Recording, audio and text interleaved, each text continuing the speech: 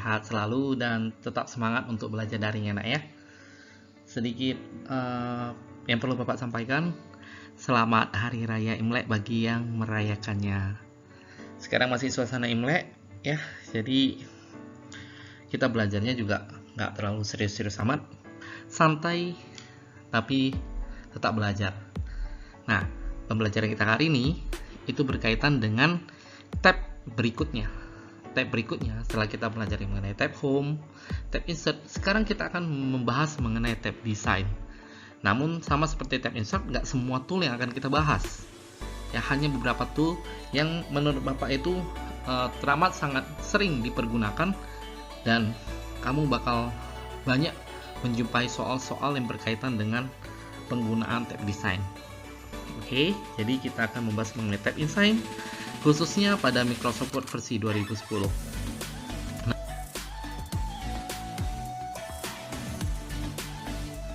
Mengenai tab group design, apa sih grup-grup yang ada pada desain?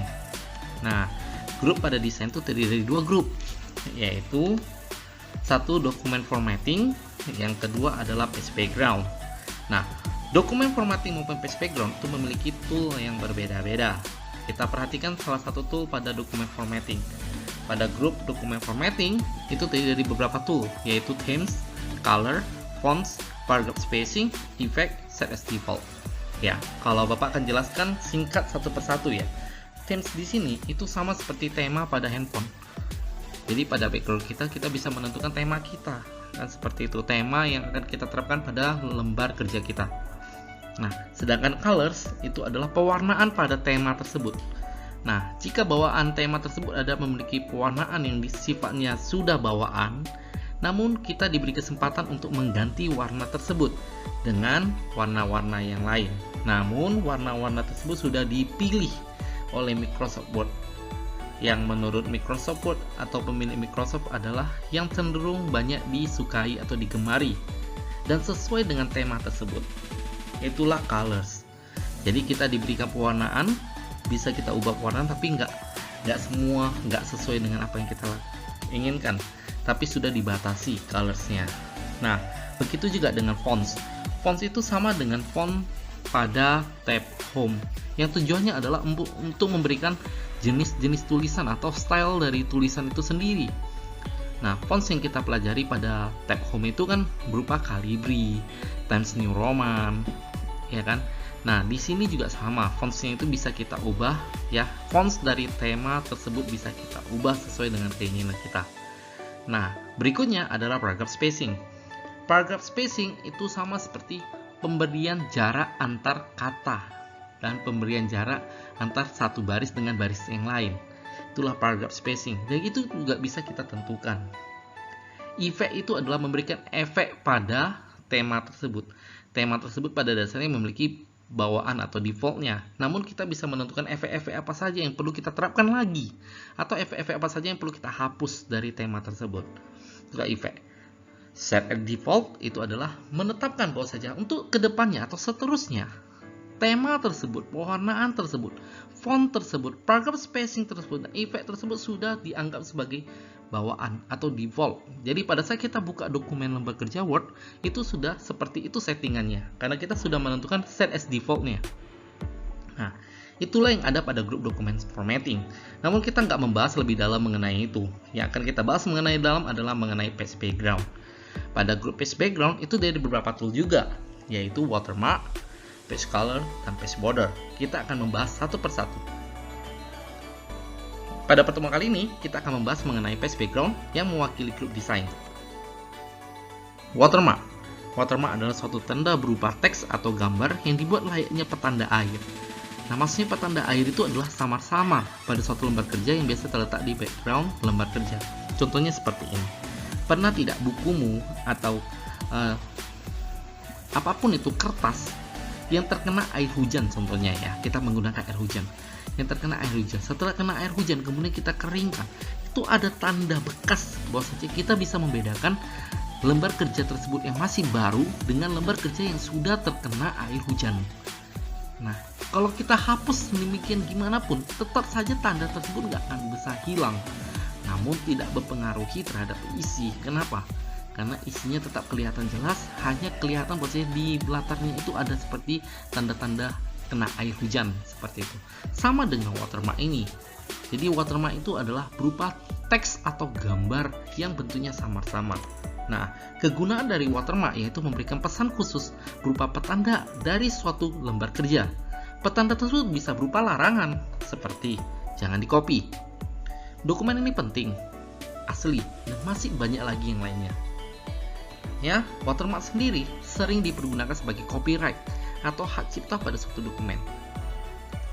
Berikutnya, fungsi watermark itu yaitu satu, melindungi hak cipta. Nah, seperti ini misalkan si Bapak anggap aja si Dave sudah mengetikkan suatu cerpen gitu. Cerpen tersebut memiliki isi yang bagus karena itu buatan dia sendiri. Dia tidak mau ada orang lain yang mengambil contoh tersebut. Kalaupun mengambil contoh tersebut harus ada seizin Dave itu sendiri. Jadi, Dave memberikan watermark pada setiap dokumen lembar kerjanya. Seperti itu. Jadi kalau di copy nampak watermarknya. Nah, yang kedua fungsinya adalah menunjukkan originalitas. Menunjukkan originalitas itu menunjukkan bahwa saja yang dibuat itu berupa dokumen asli. Beneran asli dari ide kreatifnya si Dave contohnya. Sehingga si Dave perlu menunjukkan beberapa larangan di sana, seperti jangan dikopi, dokumen ini penting, asli, dan lain sebagainya. Itu menunjukkan originalitas dari dokumen tersebut.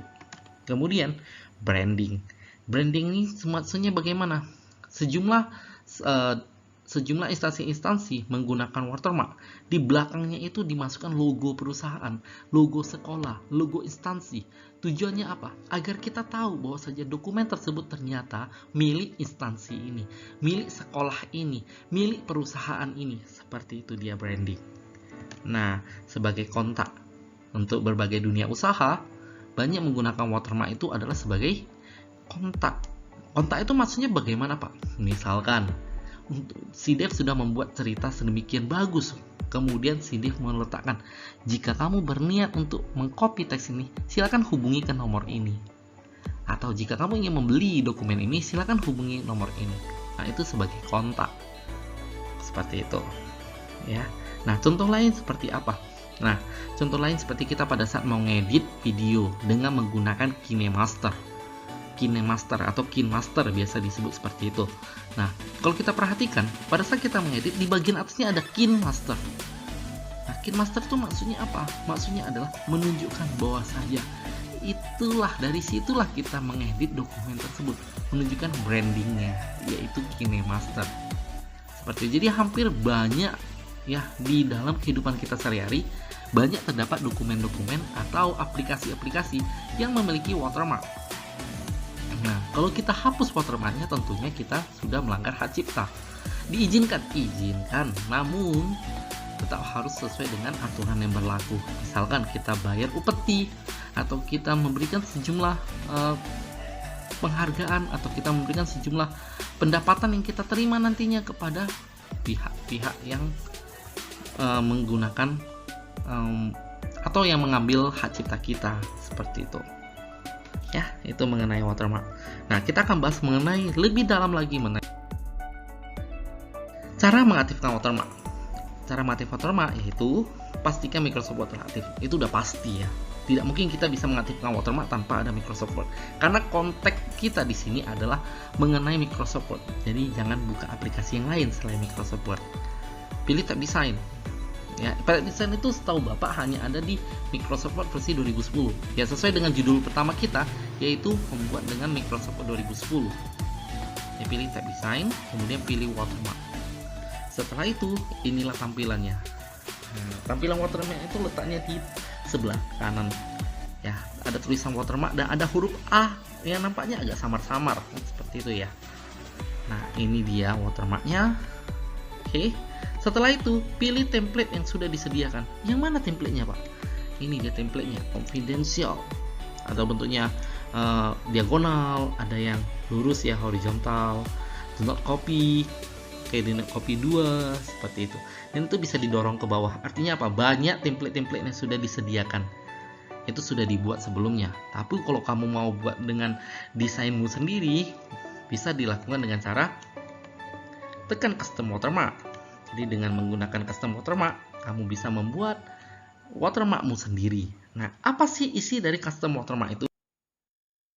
Pada saat kita mengklik isi dari custom watermark, kita akan ditampilkan kotak dialog dari custom watermark atau disebut dengan print watermark. Nah, ini dia tampilannya. Di dalam print watermark ada no watermark, picture watermark, select watermark, select picture, scale, pass out, text watermark, language, text, font, size, color, semi transparent, layout, diagonal atau horizontal, apply, OK maupun cancel. Kita akan bahas satu persatu. Kita akan bahas mengenai no watermark. No watermark itu adalah membatalkan atau menghapus watermark yang sudah diberikan sebelumnya. Yang kedua, picture watermark. Picture watermark itu adalah memberikan efek watermark berupa gambar.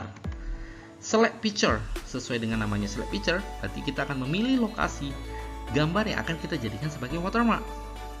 Nah, biasanya kita diarahkan ke drive mana? Apakah ke desktop, ke drive C, ke drive D, atau kemana? Di manakah gambar yang ingin kamu jadikan sebagai watermark? Seperti itu. Kemudian ada scale. Scale itu memiliki ukuran watermark. Nah, biasanya ukuran watermark itu dalam bentuk persentase. Yang artinya apa? Semakin besar persentasenya, maka semakin besar gambarnya. Nah, biasanya bawaan dari gambar yang kita masukkan itu memiliki persentase yaitu 100%. Sesuai dengan gambar asli yang kita masukkan. Namun, bisa kita tingkatkan menjadi 120%, 150%, 500%. Semua tergantung dari keinginan kita mau perbesar atau perkecil. Nah, di bawah 100% biasanya ukurannya adalah ukuran kecil. 90, 70, 50 itu ukurannya jauh lebih kecil dari yang gambar seharusnya. Bawaan dari scale itu adalah auto. Auto itu artinya memberikan atau menyesuaikan gambar tersebut sesuai dengan dokumen kita. Jangan terlalu besar dan jangan pula terlalu kecil. Itulah disebut dengan auto. Kemudian wash out. Wash out ini gunanya untuk memburamkan gambar.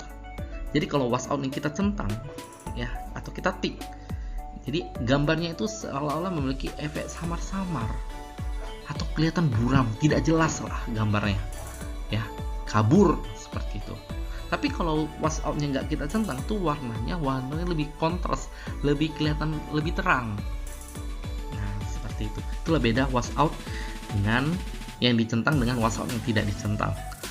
Kemudian berikutnya adalah mengenai text watermark. Text watermark itu pada dasarnya hampir mirip dengan picture.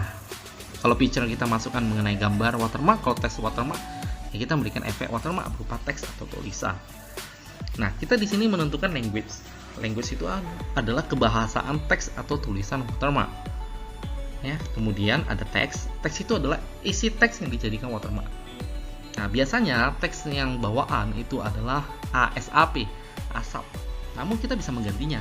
ASAP kita bisa menggantikan tolong dong jangan di copy misalnya seperti itu, atau ini rahasia negara. Nah, misalkan seperti itu. Jadi teksnya itu sesuai dengan keinginan kita, apa yang kita munculkan sebagai watermark. Kemudian ada font. Ya, boleh kita pilih stylenya, mau jenisnya Calibri kah, mau jenisnya Times New Roman kah, mau jenisnya itu adalah misalkan Algerian. Itu ya tergantung dari kita. Ya, tergantung bagaimana kamu mendesain secantik mungkin teks dari watermark tersebut. Nah, berikutnya size, ukuran teks watermark. Nah, kalau size-nya ini ya sama dengan font size ya. Font size-nya itu ukurannya adalah PT atau point. Bisa 12 poin, 35 poin. Semakin besar angkanya, semakin besar juga tulisannya. Semakin kecil angkanya, semakin kecil juga tulisannya. Berikutnya, kita akan diberikan color. Color itu sama dengan font color, yaitu kita memberikan pewarnaan pada tulisannya.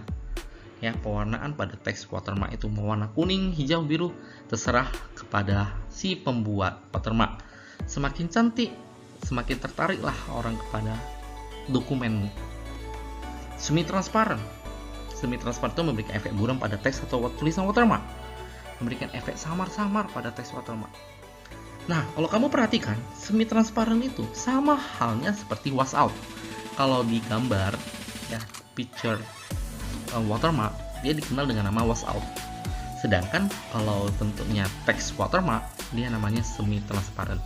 Fungsinya sama persis seperti wash out. Yang berikutnya adalah layout. Ya, atau bentuk tampilan teks pada lembar kerja dibagi ke dalam dua jenis. Tadi kan kita kasih lihat contohnya, template-nya. Masih ingat ya? Tulisannya ada yang miring, diagonal, tulisannya ada yang lurus, horizontal, tapi tidak ada yang vertikal ya. Jadi dibagi ke dalam dua jenis layout, yaitu diagonal dan horizontal. Page color. Page color merupakan salah satu tool yang berguna untuk memberikan warna dasar pada lembar kerja. Coba pertama kali kita buka Microsoft Word nih. Pertama kali kita buka Microsoft Word, biasanya tampilannya atau lembar kerjanya memiliki warna dasar yaitu putih. Namun dengan menggunakan page color, kita mungkin saja mengganti warnanya. Kita nggak mau putih, kita maunya kuning, kita maunya warna krim, kita mau warnanya hitam. Itu ya tergantung dari selera pembuat dokumen. Nah, ini contohnya ya, ada yang warna hitam, ada yang warna kuning, ada yang warna biru, ada hijau, bahkan bawaannya yaitu tetap putih. Nah, jadi itu semua tergantung dari bagaimana si pembuat dokumen tersebut mendesain dokumennya secantik mungkin. Ada page border. Ya, sesuai dengan namanya lah, page border. Berarti page border tujuannya adalah untuk memberikan efek bingkai pada lembar kerja. Di mana sih page border tersebut? Nah, kalau kita perhatikan, letak daripada page border itu di samping page color. Nah, coba lihat watermark di sebelahnya adalah page color, di sebelahnya page border. Di sinilah dia page border. Pada saat Bapak klik page border, kita akan dihadapkan pada kotak dialog borders dan shading. Nah, di sini ada borders dan shading. Di sini Bapak akan membahas mengenai page border.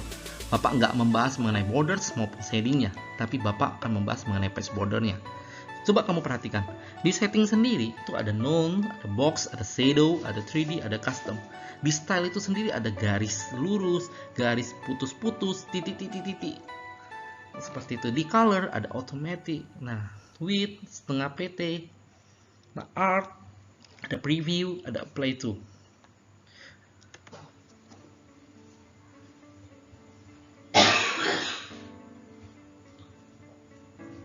Berikutnya, kita akan membahas satu persatu dari isi page border. Kotak dialog border dan shading. Mulai dari setting, ada none. None itu membatalkan efek bingkai. Jadi kalau kita sudah memberikan efek bingkai dengan tekan none, kita membatalkan apapun efek bingkai yang kita berikan. Ada box, memberikan efek bingkai berupa garis kotak. Ada shadow, efek bingkai tersebut ada berupa bayangan. Ada bayangan seolah-olah seperti efeknya seperti seolah-olah kena sinar matahari. Jadi kelihatan ada bayangan seperti itu. Ada 3D, memberikan efek bingkai berupa gambar 3 dimensi seolah bentuknya seperti foto. Nah, custom, jadi desain bingkai terbuka oleh kreativitas pengguna. Jadi sih kalau custom itu ya tergantung kita bagaimana kita mendesain backgroundnya kan seperti itu ya. Nah, style tuh bingkai berupa garis dengan memberikan berbagai jenis garis dapat ditetapkan pada bingkai. Tadi kita lihat ya contohnya ada garis satu garis lurus, ada garis titik-titik-titik gitu, ada garis yang putus-putus. Ya, itu kita terapkan pada bingkainya. Ya, coba kita bayangkan bingkainya dokumen itu hampir mirip seperti bingkai pada foto. Di fotonya baru di samping-sampingnya bingkai. Jadi kalau di samping-sampingnya itu bentuknya kotak dan garis, ya.